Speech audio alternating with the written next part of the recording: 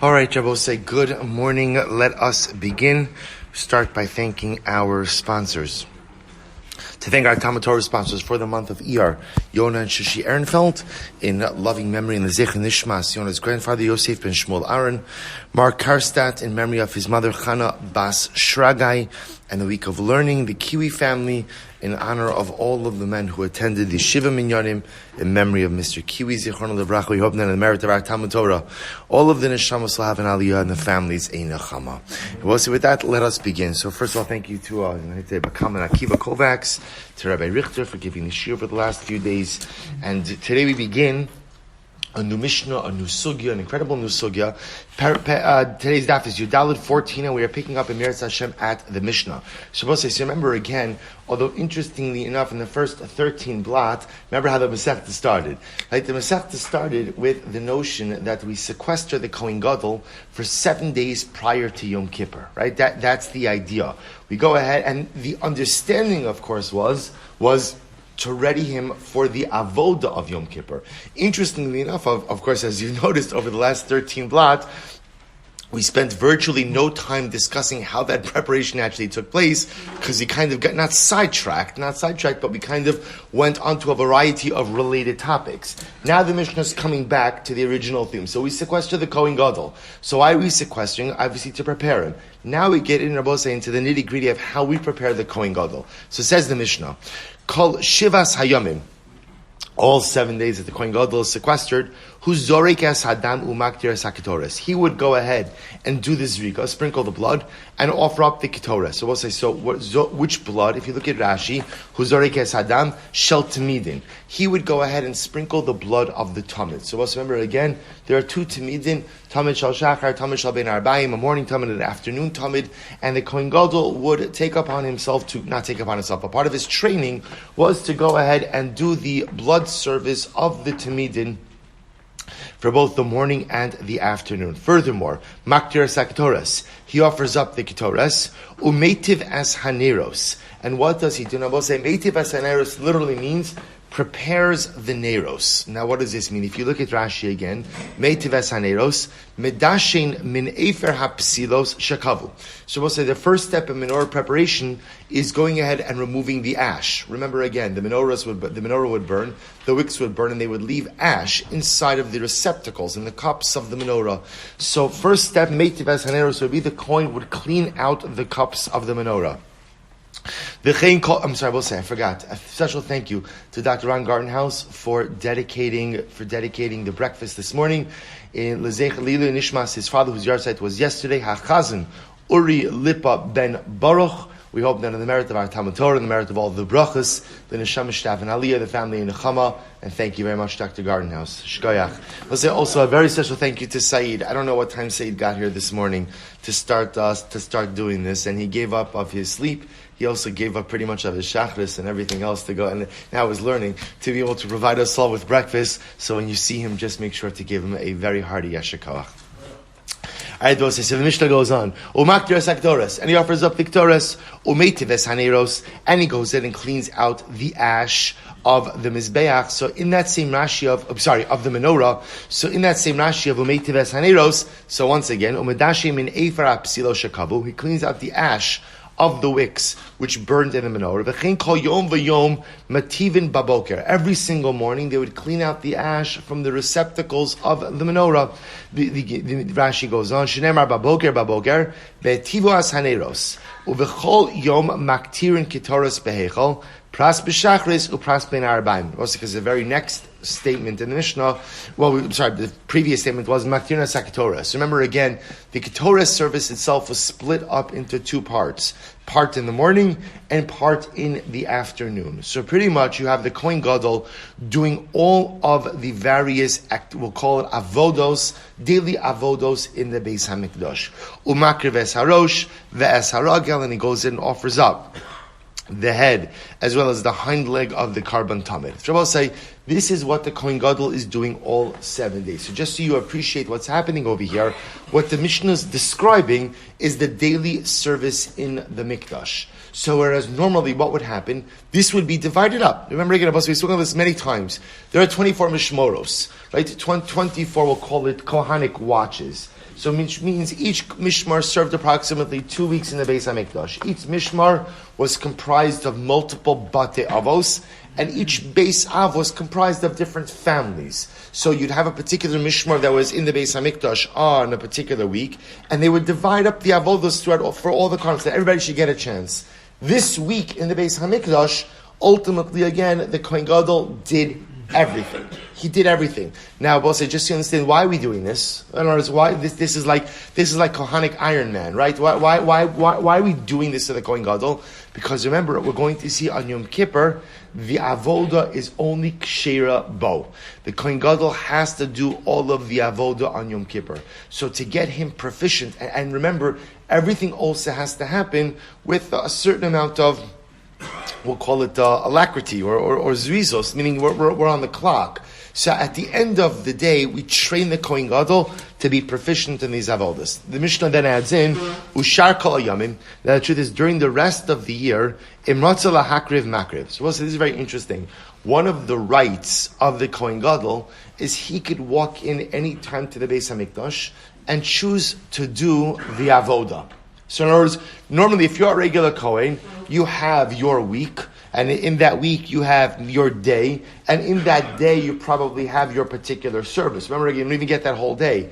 But if you are the Kohen Gadol, you have the right to come into the Beis HaMikdash and choose to do whatever avoda you want, whenever you want. Shar kol yomim imratza lahakriv makriv. Why? Shekohen Gadol makriv chelik barosh. Because at the end of the day, the Kohen Gadol literally again gets first dibs, gets first chance to go ahead and do whatever hakrav, whatever offerings he wants. If you look at Rashi, makriv chelik barosh, rosh hu lahakdir u lahakriv kol chelik sheyivchar.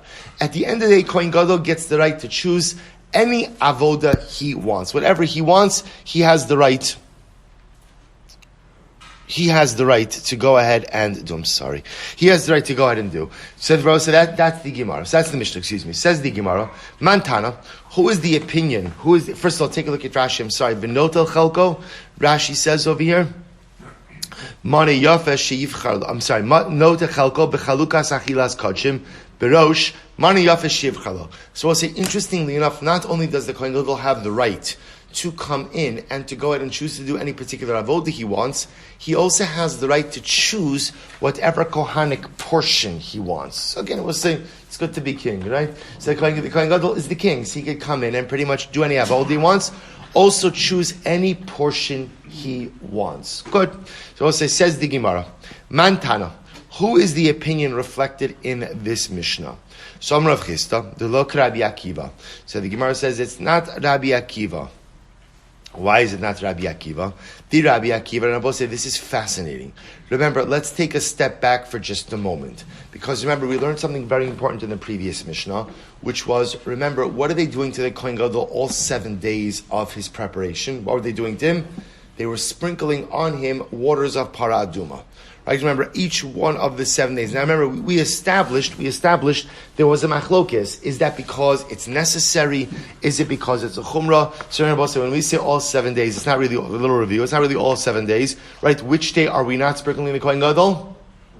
Day number 4, right? And Shabbos. So remember again, the distinction between para aduma and the 7 days of sequestering for Kohen Gadol is para aduma. The Rambam says, what do? You make sure that you begin the counting, right? You make sure you begin the counting so that the 4th day in Shabbos will line up. But obviously for the 7 days before Yom Kippur, we can't control when that falls out. So at the end of the day, again, we don't sprinkle him on day number 4 and on Shabbos Kodesh. But in any event, let's just go with the idea. We're sprinkling the Kohen Gadol all 7 days of his sequestering. So the Mishnah of the Gemara says clearly does not reflect the view of Rabbi Akiva. Because right there's Rabbi Akiva say, this is incredible. Di Rabbi Akiva ha'amar tar shenaf lalav hazot tam aso. Wow. Let's see, Rabbi Akiva holds that if you are tahar and you have been sprinkled with the waters of the para aduma, you become tameh.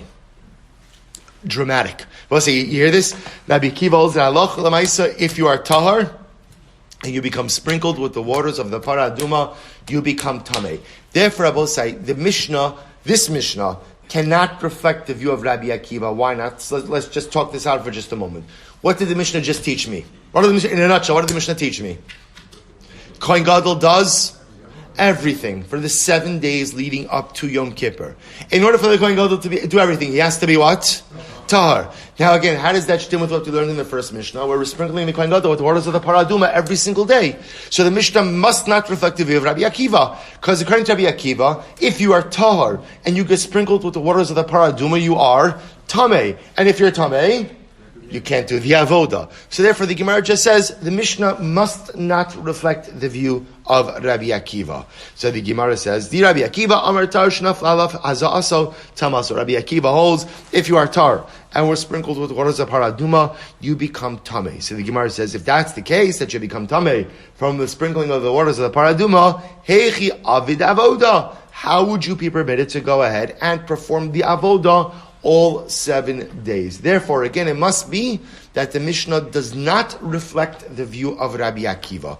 This Sanya, so we'll say, now let's blow this machlokes open. This is incredible. This Sanya, vihi zahatar ala tamei. So the pasuk says, when speaking about paraduma, literally the person who is tar will sprinkle upon the tamei. Al ha-tamei tar va'al ha-tahar tamei. So Rabbi Akiva understands that the pasuk is coming to teach you something very important. When do the waters of para aduma work? When it's v'hiza hatar ala tamei. When someone who is tar sprinkles on someone who's tamei, that makes the person who is tamei ultimately again tar. But if you have ala tar, if you're sprinkling the same waters on someone who is tar, ultimately again that makes them tamei. These are the words of Rabbi Akiva. And I will say the logic of this we'll see in just a moment. The Chacham say no. Ein dvarim halalu amurin ela b'dvarim hamekablin tuma. The Chacham say, Rabbi Akiva, you're dashing the pasuk in the wrong way, and the pasuk is actually coming to teach us ultimately again about sprinkling the waters on something that is mekabel tuma. Now, what does this mean? So let's first go ahead and read in the Gemara, then we'll go back and catch up on some Rashi. So, Mahi, what did the Chachamim say about sprinkling on sin that is mekabel tuma? So we'll say this is a fascinating case. Mahi gidisnan. Listen to this. Niskave lahazos ala behema. So we'll say, so let me give you just a word of background with this. The halacha is that if you go ahead and you do work with the waters of the para aduma, you disqualify them. What does it mean, do work with them? So we'll say, let's say you were to go ahead and, on a simple level, let's say you're weighing something and you were to use the waters of the para aduma as a countermeasure, as a counterweight, right? So that would invalidate the waters of the para aduma. Similarly, again, if you sprinkle them in an inappropriate way, that also has the capacity to invalidate them, because that is called, they were used for some type of avoda. Meaning, just like the para aduma itself is disqualified if you use it for work, so too the waters are also disqualified if you use them for work as well. But work, we're going to see by the waters themselves, could also mean inappropriate sprinklage. I don't know if that's a word, but I like it, right? Inappropriate sprinklage. So I'll say, watch this. So the Gemara says, listen to this case. Niskavin lahazos ala behema, viza ala adam. But say, let's say you had in mind to sprinkle the waters of the para aduma on an animal, which also, of course, would be an insignificant act. But what happens? You ended up sprinkling it on a person. Okay, so we'll say, we'll analyze this just a moment. Im yesh be'ezov. Let's say now, after, again, your intention was to sprinkle it on an animal, but you ended up sprinkling it on a person. And now what happens? There's still more water left on the hyssop. Also, remember again, the way that paraduma works is you take the ashes, you mix them with mayim chayim, right? You mix them with spring water. Then you go ahead and you take a hyssop plant, you dip it into the water, right? You dip it into the water and then you sprinkle it like that, right? You sprinkle the hyssop. So now what happens? I had a mind to sprinkle on an animal, but I ended up sprinkling on a person. I realized now that I had the wrong machshavas, right? My kavanah was wrong. So now I realize, no problem. There's still more water. There's still more paraduma water left on the hyssop plant. So now the Mishnah says, as long as there's more water remaining, you could sprinkle again with that same water. Meaning, the remaining water does not become disqualified, invalidated. However, so look at Rashi for just a moment. So listen to this. So the Rashi says, Kilomar ru'uyin hashirayim lahazos al ha'adam. The leftover water in the hyssop plant is fit for use to sprinkle upon a person. So both say, so in this case over here, even though your kavana, listen to what's happening over here. Your kavana was for an animal, right? But at the end of the day, who did you sprinkle upon? A person. So remember, does the sprinkling work? No. Why? You didn't have the right kavana. But because you ended up sprinkling on a person, we don't count it as if you used the water for avoda, for some type of work, right? So therefore, again, if there's any water left over on the hyssop plant, you could use the remaining water to now sprinkle upon the person with kavana. Conversely, niskavin lahazos ala adam.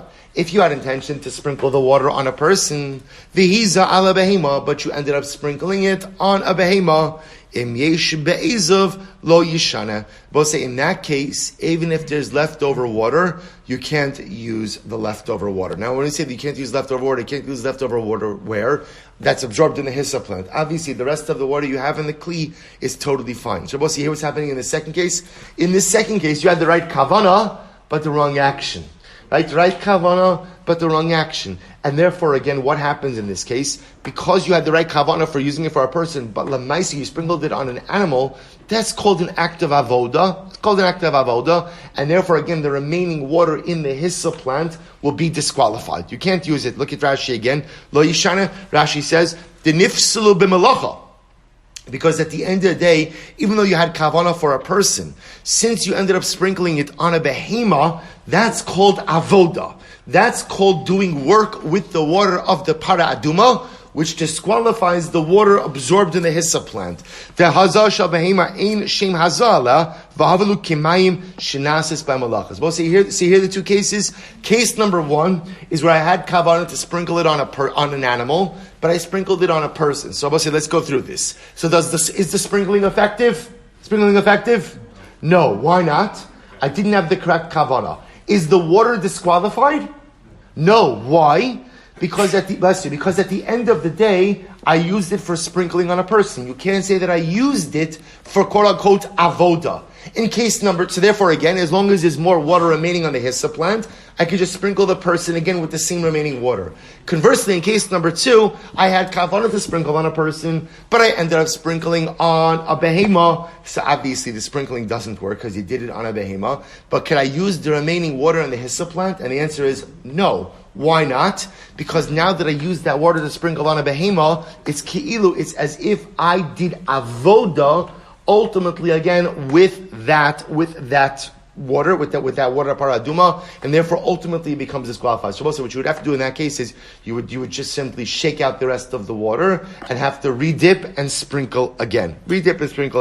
So both say, so just so you understand, it all comes down to this pasuk. V'hiza hatar ala tameh. So Rabbi Akiva understands, it's incredible. It's absolutely incredible. Rabbi Akiva understands v'hiza hatar ala tameh means that it's only when someone who's tar sprinkles on someone who's tameh that the person who's tameh becomes tar. But if you sprinkle on a person who's tar, he becomes what? Tameh, according to Rabbi Akiva. Chacham say, what are you talking about? That doesn't make any sense. V'hiza hatar ala tameh means that the way to use waters of paraduma is when you sprinkle it on someone who has the capacity to become tameh, like a person. But if you sprinkle paraduma on a behema, both say, does a behema have the ability to become tameh? No. Therefore, if you end up sprinkling water on the behema, that disqualifies the water because it's treated as if you did work with the water. And if you do work with the water itself is disqualified. That's machlokes. These are atala tameh. Both say, you see something, by the way, an incredible musar in the words of the Chachamim. Yeah, we'll say, what do we really strive for in life, right? If you want right, paraduma is the paradigmatic example of tara. And if you want tara in life, what do you need? You need the right kavanas and you need the right actions, right? At the end of the day, I really need both. Now, most of us, I don't know that most of us actually get to that level. I think the place to kind of shoot for, at least initially, is the right actions. Sometimes doing the right thing is the most important thing, even if you're not doing it for the right reasons, the right actions. But sometimes in life, it's good to know ultimately where I would like to get to, even if I'm not necessarily going to get there anytime soon. So the Chachamim say the ultimate paradigm of Tara is where you have purity of intent and purity of actions. My kavanas are correct, my maisim are correct. I don't just do the right things, but I do the right things for the right purposes. That is the goal to which we all aspire to achieve. Incredible. So the Gemara goes weiter. The Gemara says, "My time with Rabbi Akiva." So we'll say, what's Rabbi Akiva's logic? And we'll say, if you think about it, it still is a little bit of a far cry to say that from the Hiza Hatar ala Tameh, I'm now going to learn that if you're Tameh and you get sprinkled, you become Tar. But if you're Tar, you become Tameh. How does Rabbi Akiva darshan that? So listen to this, because Rabbi Akiva says, "Nichtuv Rachmana v'Hiza Tar alof." The pasuk could have just said that the person who is tar should sprinkle the waters of the para aduma on him. Alof could have just said that. My ala tame. Why does it have to say he will sprinkle the waters on the tummy? I both say it's true. That phrase really is a little bit extraneous. Of course he's sprinkling it on the tummy. Who else is he sprinkling it on? The Gemara says, "My ala tame shmamina ala tame tar vala tar tame." Ultimately, again, so Rabbi Akiva says the fact that it goes out of its way to tell you the Hizra Tala Tame tells us that what? It's only when you sprinkle the waters on someone who is Tame that he becomes tar. But if you sprinkle it on someone who is tar, he ultimately again becomes Tame. Incredible. Rabbanan. And Rabbi say the Rabbanan use that phrase as we just mentioned before to teach me the halachas that the waters are only considered to be effective if you sprinkle them upon something that is mekabel tuma, i.e. a person. But if you sprinkle the waters, let's say on an animal, the waters become disqualified because it's ki'ilu you've done an avodah, it's ki'ilu you've done work with the waters. So the Gemara says, aval hacha kavachomerhu. So the Chachamim will say, and furthermore, there's a simple kavachomer. What's the kavachomer? Im ala tamei tahar, ala tar lakol shekain. So we'll say, so the Rabbanan will say back to Rabbi Akiva, come on. If the waters of the paraduma have the ability to make someone who is tamei, tahar, then all the more so they have the ability to reinforce the tahara status of someone who is already tahar. See, okay, so what will Rabbi Akiva say to that? Rabbi say this is incredible, Rabbi Akiva. So that's a good kavachomer. How would Rabbi Akiva respond? Rabbi Akiva, Hainu de Kamar Shlomo. We'll say, remember, Rabbi Akiva says, you're saying good, but this is exactly what Shlomo HaMelech meant when he said, Amarti, quoting over here the pasuk from Kohalas, Amarti echkama v'hi recholka mimeni. Shlomo HaMelech says, I thought I was very wise, but I realized that wisdom is far from me. So we'll say, so the Chazal Darshan, the Gemara Darshan, is that Shlomo HaMelech was saying that particular pasuk regarding Para Aduma. That Shlomo HaMelech, who was the Chacham Mikol Adam, was the wisest man of all time, was able to figure out everything. The one thing he could not figure out, he could not wrap his head around, was Para Aduma. So Rabbi Akiva says, I agree with you, Rabbanan. It's totally counterintuitive, right? It doesn't make any sense. There's something that makes a Tamei Tahar should make a Tahar Tamei. But you know what? Not everything in life makes sense. Or I should say differently, not everything in life makes sense to us. I was saying this is an incredibly important yesod, that the Ribono Shel Olam by design put things into his Torah that leave us scratching our head. Because one of the most important lessons in life is to recognize I don't understand everything. I don't understand everything. Rabbi Soloveitchik speaks about the concept of, I've mentioned this before, of teku in the Gemara. So the Rav says, why does the Gemara have to end with teku? Right? Think about this for just a moment. Chazal couldn't work it. You'll say, you know, by the way, whenever a sugya ends with teku, right, is there halacha l'maisa based on a teku? Absolutely. In other words, you still have to know what to do, right? In other words, when there's a machlokes and the Gemara says teku, you'll still find something quoted in the Rambam, or you still find something quoted in the Shulchan Aruch, because you have to know what to do at the end of the day. So the Rav says, so why does the Gemara end off with teku? So the Rav says so beautifully, because Chazal were teaching us an incredible lesson, that you have to learn to live with unanswered questions. You have to learn to live with unanswered questions. You see, sometimes the human intellect, we become a little bit a little bit gaivadik, and we think that we have a right or that we have a capacity to understand everything and to answer everything, and it's not true. What makes the Ribbon Shalom is that he has the answer to everything, and he knows everything, and if we're not him, then by definition we live life with many unanswered questions.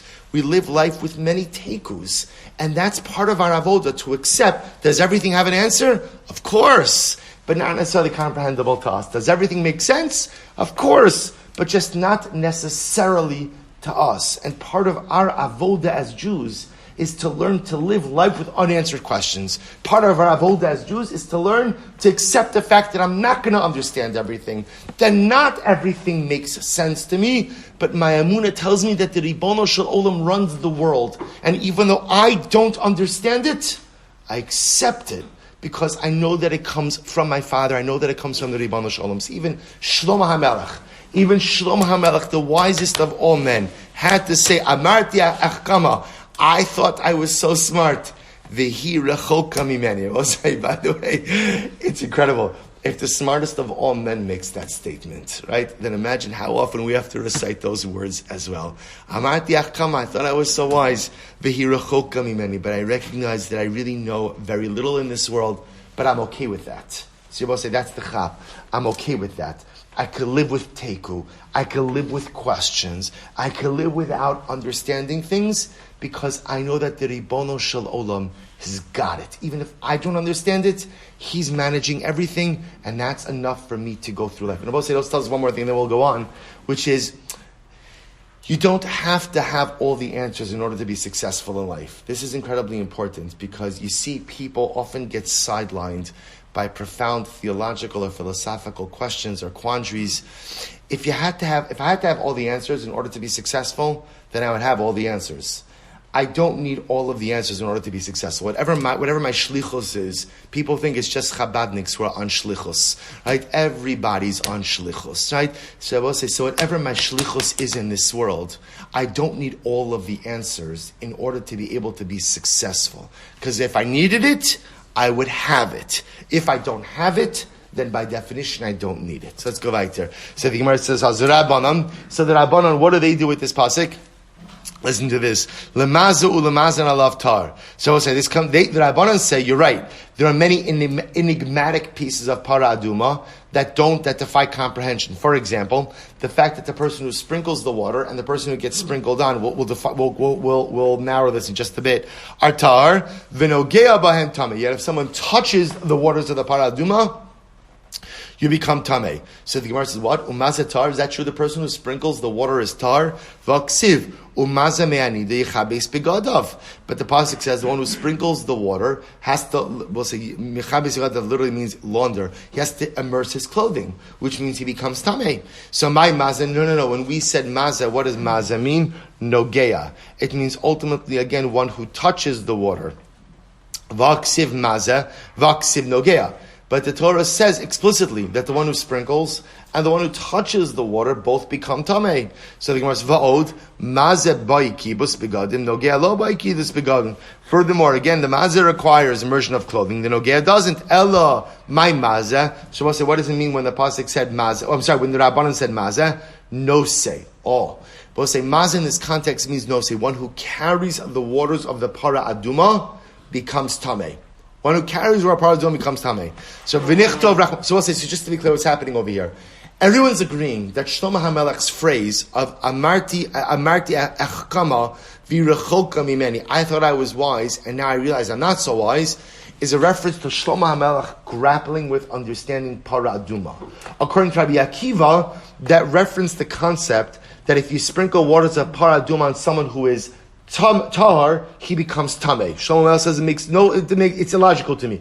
According to the Rabbanan, it's referencing the fact that if you just go ahead and carry waters of para aduma, you become tamei as well. So the Gemara says, so why doesn't the Torah just explicitly say that if someone carries the water of para aduma, you become tamei? My tamek siv mazeh. So we'll say, why does the Torah refer to the carrier as the sprinkler? Hakamash malan deba inon shir hazah. It's very interesting. We'll say to teach us the following halacha, which is that when are you chayiv? Not chayiv. When do you become tamei? When carrying waters of para aduma? Only if what? Only if you carry enough to sprinkle. So I was supposed to say there's a shear. There's a shear. You only become tamei carrying the waters of the para aduma if you carry the shear, with the shear of sprinkling. So the Gemara says, 1 second. Hani chalaman damar hazal tzricha shear. Alaman damar hazal ein tzricha shear mekelin. I will say this is a machlokas, right? That works fine according to the opinion who says that sprinkling requires a shear. But what about according to the opinion who says that sprinkling doesn't require a shear? Then how do you explain this? To which the Gemara says, no. If ilaman damar hazal ein tzricha shear, hani mili agaba de gavra, aval b'mana tzricha shear. Most of listen to this.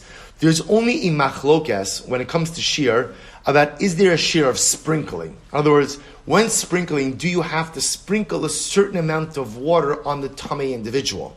But everyone agrees that you need a shear, you need a certain amount of water inside of the kli, inside of the utensil, right? So remember again, I make the para aduma waters inside of a kli. Ashes, spring water, I mix that together. Everyone agrees that kli requires a shear. There must be a shear in that kli. The machlokes is there a certain amount that has to be sprinkled upon the tamei individual? That's the machlokes. But everyone agrees in the kli there must be a shear. This not because we learned how much water. How much water do you need in the kli in order that it be fit for sprinkling?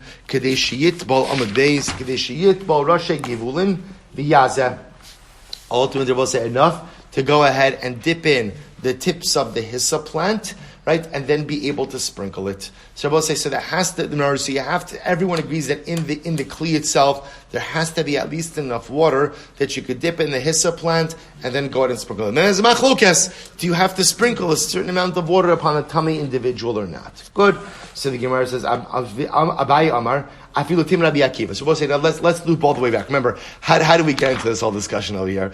The Mishnah told us that the Kohen Gadol is doing the avoda, the daily avoda, each and every day of the 7 days, right? That was the point of the Mishnah. Then the Gemara just said, by the way, the Mishnah must not reflect the view of Rabbi Akiva. Why not? Because remember, what did we learn previously? That the Kohen Gadol is being sprinkled with the waters of the para aduma each and every day. Well, according to Rabbi Akiva, if you're tar and you get sprinkled by the waters of the para aduma, what happens? What happens? You become tamei. So the Mishnah is not reflecting the view of Rabbi Akiva, which I would say is fine. It can be reflecting the view of the Rabbanan. That's okay. Then we got into a whole discussion regarding para aduma. Gemara says, now we come full circle. Abai Amar, no. Afilu Tim Rabbi Akiva. Not true. The Mishnah works even according to Rabbi Akiva. But 1 second. How could the Kohen Gadol then go ahead and be sprinkled with the waters of the para aduma and still do the avoda each and every day? This is incredible. The Gemara says, the Avid avoda kula Yoma. It's very simple. We let the Kohen Gadol first do the avoda of the day. Ulefanya madu aleh, and right before evening, we sprinkle him with the waters of the para aduma. V'tavil, he goes to the mikvah. V'avid herav shemesh, and then that night is herav shemesh. And then I will say, so again, this is such a simple answer. So I will say it's so interesting how we create constructs in our minds. You see, the Gemara was always presupposing that when are you sprinkling the Kohen Gadol with the waters of the para aduma? When? First thing in the morning. Tushabai says, why? It's just it's easy enough to say, what do? Let him do the avodah of the entire day. And I will say, remember again, in the Beis HaMikdash, you weren't working until nightfall. Right? Remember again, you're working until when? Right? You're working until before Shkia, before sunset, right? Early before sunset, right? The Tamid Shal Bein Arbayim was usually completed by Mincha Kitana time. So ultimately, again, you were done earlier in the day. So what did they do? After you finishes the avodah, sprinkle him with the waters of the para aduma, and even according to Rabbi Akiva, when we say that it makes you tummy, what type of tumah does it confer upon you? Tumah kala. So what do you need to do? Go to the mikvah while it's still daytime, and then what? Herav shemesh, sun goes down, and by the next morning, you're good to go. So you could get sprinkled every day of the 7 days, and it won't impact your ability to do the avodah at all. It will say incredible, which is such a muscle. If you think about it, that sometimes in life we get locked in. We get locked into problems because we only look at life and we only look at situations through one lens. So you're right, meaning if I'm locked in to sprinkling the waters of the para aduma in the morning, there's no solution. But if I suddenly realize that the ability to sprinkle the waters of the paraduma, who says it has to be in the morning? It could just easily be in the afternoon. So suddenly, again, it goes ahead and opens up a whole new realm of possibilities. And it's such an incredible yesod in life. This is what Stephen Covey calls a paradigm shift, right? That sometimes, again, we get locked into seeing the world and we get locked into seeing ourselves in a certain way. So when life is locked in, when I'm locked in, the pieces could only be moved so much. But if you find the koach to experience a paradigm shift and reimagine yourself and reimagine your constructs and reimagine how you live your life and reimagine how you see yourself, then suddenly, again, it's not just a piece that could be moved here, a piece that could be moved there, but all of the pieces could be moved there. Is it an incredible Abosai? Why didn't the Gemara just suggest this at the beginning? Because again, you see that the Gemara was locked into a particular paradigm. And in the Gemara's paradigm, para aduma water was sprinkled in the morning. Well, in that paradigm, Mishnah can't be like Rabbi Akiva. Comes along Abaye, and Abaye says, let us together experience a paradigm shift. And now once there's a paradigm shift, and you can sprinkle the waters in the afternoon, then guess what? The Mishnah works according to everyone. Incredible. Says the Gemara.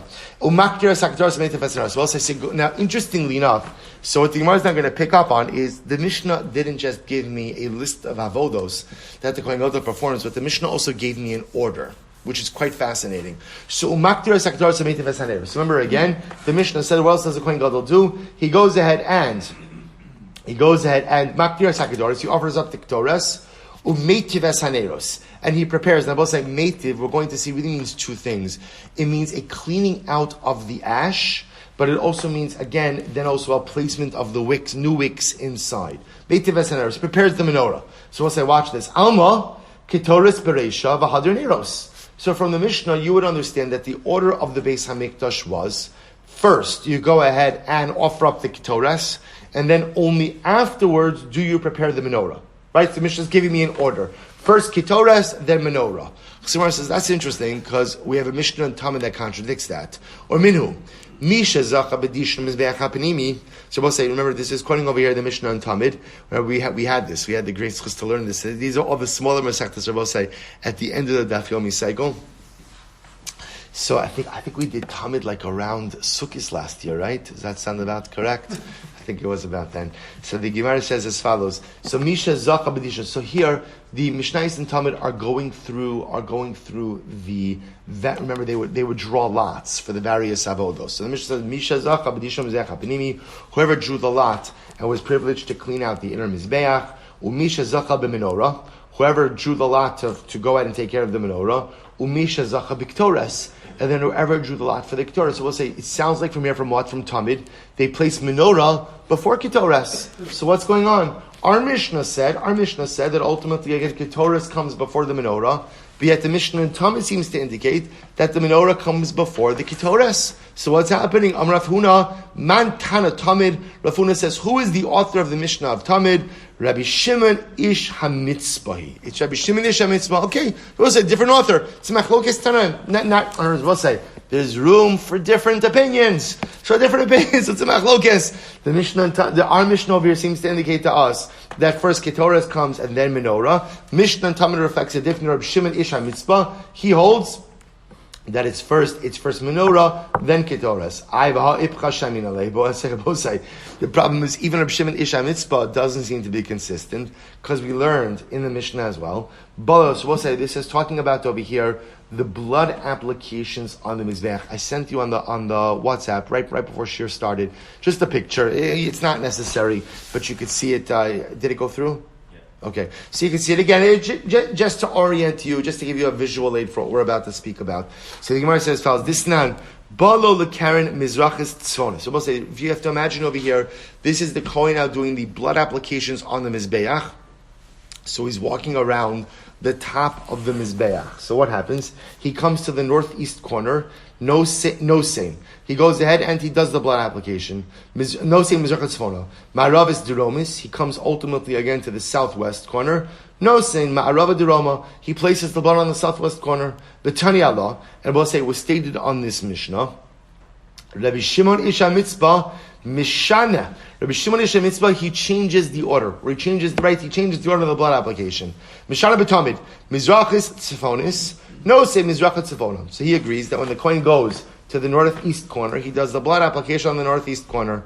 Ma'arovis Duromis, when he comes to the southwest corner, Rabbi Shimon HaMitzvah ultimately again divides it up now into two applications. No sin Ma'arava, first he does one application in the west, and then he goes ahead and he puts it in the south. Shabbos said, what the Gemara is picking up on over here is the fact that Rabbi Shimon HaMitzvah is listed as a disputant in the Mishnah, indicates to us what? He cannot be the author of the Stam Mishnah. Right? Remember again, here's our problem. Not a problem, it's a challenge. Our Mishnah seems to indicate, when listing the Avodos, that first comes Ketoras and then comes Menorah. The Mishnah in Tamid says, first comes Menorah, then comes Ketoras. So we wanted to resolve it. It's not a problem. The Mishnah in Maseches Tamid reflects the view of Rabbi Shimon HaMitzvah. It's just another Tana.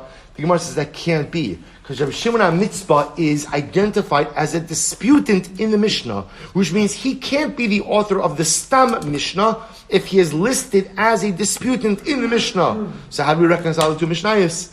Amar Rabbi Yochanan, man Tana Seder Yoma, Rabbi Shimon Ish HaMitzvah. Oh, no. The Gemara says, no. What I meant to say is like this. Who is the Tana of our Mishnah in Yoma? Right? We'll say, who is the Tana of our Mishnah in Yoma, which says that the proper order is Ketoras and then Menorah? That's Rabbi Shimon HaMitzvah. Rabbi Shimon is not the author of Tamid, of Mishnah and Tamid. He's the author of our Mishnah and Yoma. The Rami Seder Yoma said, Yoma, we'll say, here's the problem. Even in Yoma itself, we have a stira, we have a contradiction. Why? What happened in Yoma? Listen to this. We'll get to this a little bit. Where is this?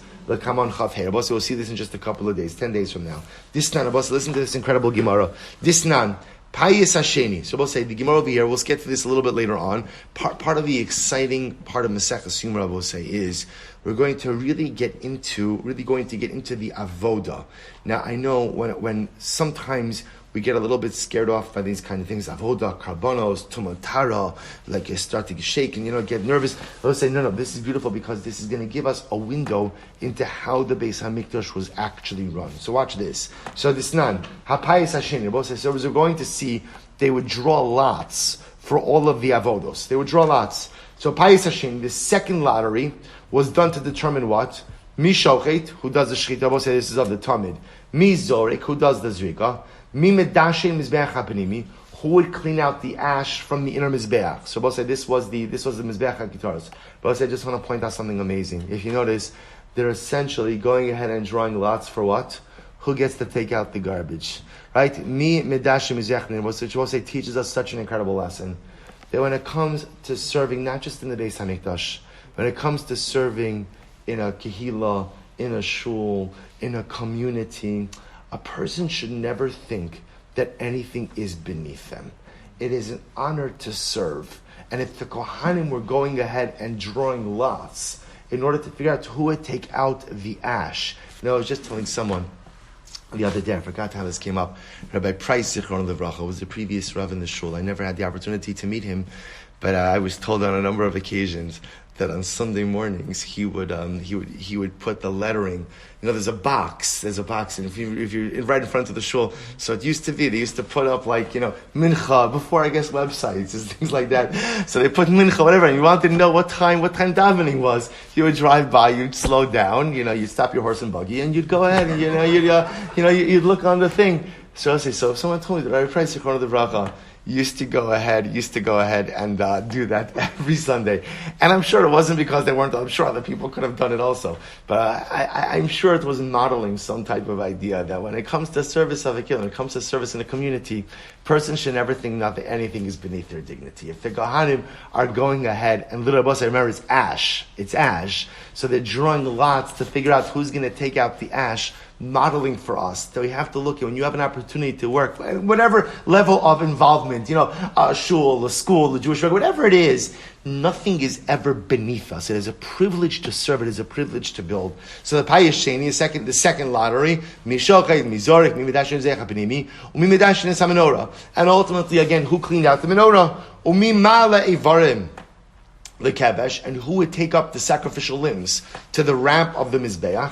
Paya Shlisha, we'll say, what was the third lottery? The third lottery was Chadoshim Liktores Bo Ve'etisu.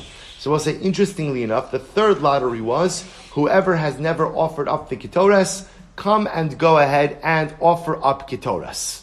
Right? The boss says, so we'll talk about this as well. The Ketores was an incredible segula for wealth.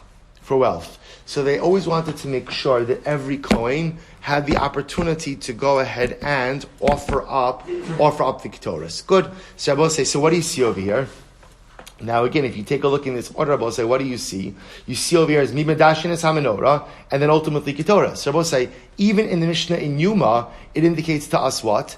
That Menorah came before Ketores. Yet our Mishnah says that Ketores comes before Menorah. So what's the proper order? Is it Ketores before Menorah? So up until now, we were framing this as a machlokes ultimately between Tamid and Yoma. But now we're beginning to see that it's a stira even within Yoma itself. So Rabbi say, this is incredible.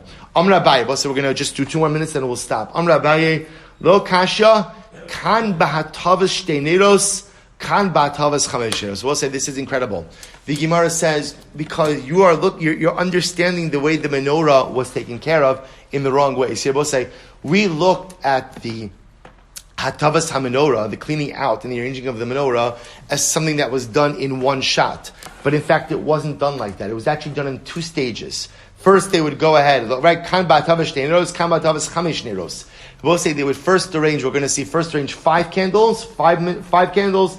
I'm using the word candles, but you understand there were no candles. There were receptacles. They would first arrange 5 receptacles and then 2. We'll say, take a look at Rashi. This is incredible. Incredible. Take a look in the widest lines of Rashi, 3 lines in. Kan ba'atavas shteineros, kaman perek shlishi. Arminon, listen to this. Shemafsik ba'atavas haneros, me'shehitiv chamesh, posek umamtin ad shenas avod acher. So we'll say, here's how we work with the menorah. First, they would arrange 5 receptacles, right? 5 neros. Then they would stop. And they would do another avoda. Then we'll say, now again, we're going to see there's a machlokes what avoda they would do. Right? But for now, they would stop in the middle. Umeitiv shtayim. And then chozer meitiv shtayim. So we'll say they would stop, and we're going to see, for now, we're going to assume is they would do 5, then do the ketores, and then do the remaining 2. Upliga abashav rabbanon. Ikalaman damar b'ketores mafsik. So we're going to see this machlokes, what they stopped with, but this is very exciting because you're going to see how we're going to reconcile the machlokes. So we'll say, watch this. L'meimra. So we'll say, the Gemara is now suggesting there's no stira. You're right, sometimes in Yoma, you're going to see the order as first menorah and then ketores, and sometimes you're going to see ketores and then menorah. And we'll say, which one is right? Which one is right? They're both right. Why? Because we'll say, how was the menorah done? 5 neros, then ketores, then 2 remaining neros. Why it was done like that, we'll discuss. And therefore, you're going to say, essentially, you could say menorah came before ketores, and ketores came before menorah. Menorah came before ketores because 5 neros came before the ketores, and ketores came before the menorah because ketores came before the 2. To which the Gemara says, 1 second. The meimra de ketores mafsik luhu. So we'll say, let's assume we adopt this model, which is a subject of machlokes as well. Let's assume that we adopt this model. Something I said. Right? Okay? Okay, so we'll say, let's assume for a moment that we adopt this model of we'll call it 5 and 2. So now you're presupposing that what's in the middle of the 5 and 2 is what? Is ketores. To which the Gemara says, that's a machlokes. Remember the ketores mafsiklu? V'ha Abaye misader ma'aracha mishmei di Gemara. Abaye went ahead, both say, by the way, this is very exciting. This is incredibly exciting. Why? Both say, we say this every single morning. Let me rephrase that. Some say this every single morning in the section of Karbanos. Abaye have misader seda ma'aracha. We're going to see Abba say, you're going to see the way we say it is, Aliba Daba Shol, and that's going to come up. This is so exciting. It's supposed to say, this is Unashama Parim saying every single day you have the ability to live karbanos. So the Gemara says, listen to this. Va'abaye mesader seder ma'arach mishmal the Gemara. Abaye arranged the order of the karbanos in accordance to the Gemara. How did he arrange it? We'll say, here we go. B'dama tamid mafsiklu. Both say in Abaye's model, according to the Gemara, in fact, it wasn't the ketores in between the 5 and 2, but rather what was it? It was the zrika. It was the sprinkling of the blood of the tamid. So I will say, even if you adopt the 5-2 model, it's a machlokas whether or not that's ketoras or something else. To which the Gemara says, Amelo Kasha, Hahila, Abashol, Halad Rabbanon. I will say, you're right. I will say, a lot of machlokas happening over here. A lot of machlokas. Shabbos says we're going to see right now, we're going with the model, we're going to see that there's a machlokas in general about how the menorah was arranged. Were the entire 7 taken care of at once, or was it split up 5 and 2? Even according to the opinion that says it was split up 5 and 2, which means that by definition there was another avoda placed there in the middle between the 5 neros, first 5 and the last 2. There's not going to be a machlokas which avoda was in there in the middle. So watch this. Here we go. We'll finish with this. So the Gemara says, Desanya, lo yetiv es haneros va'achar kach yaktir. You should not go ahead and arrange all of the neros and then do the ketores. Rather, ela yaktir va'achar kach yetiv. Rather, both say, what should you do? First arrange 5 of the neros. Then what? Then do the ketores. And then do the remaining 2 neros. Abba Shol says no. Meitiv va'achar kach matir. But say Abba Shol disagrees, and Abba Shol says no, that's not the way to do it. Rather, again, first what you do is arrange the entire menorah, all 7, and ultimately again, then the ketores. So both say fundamental machlokes, the Rabbanon and Abba Shol. Right? Rabbanon hold, we split up the hatavas hamenorah. We split up the arranging of the menorah. First we do 5 neros, then we do ketores, and then ultimately the remaining 2. The Rabbanon hold no. The Rabbanon, I'm sorry, both say, no, that is the Rabbanon. Right? The Rabbanon say, first we do 5, then ketores, then the 2 remaining neros. Abba Shol says no, first we do the entire menorah, and then all 7, and then only afterwards do we go ahead and do the aktara. Do we do the ketores? Look at the last Rashi. Daf Abba Shol Omer Meitiv as kulam kodem laktara v'afsakas b'dam hatamid. So we'll say we're going to see exactly how this plays out. But Abba Shol says we go ahead and arrange all of them before the haktara, before ultimately we do the ketores v'afsaka b'dam hatamid. But yet we'll interrupt with the blood of the tamid. We'll see what that means in just a moment. So we'll say my time with Abba Shol. So we'll see. We'll stop over here for today. Meretz Hashem will pick up with the machlokes Abba Shol and the Rabbanon ultimately tomorrow.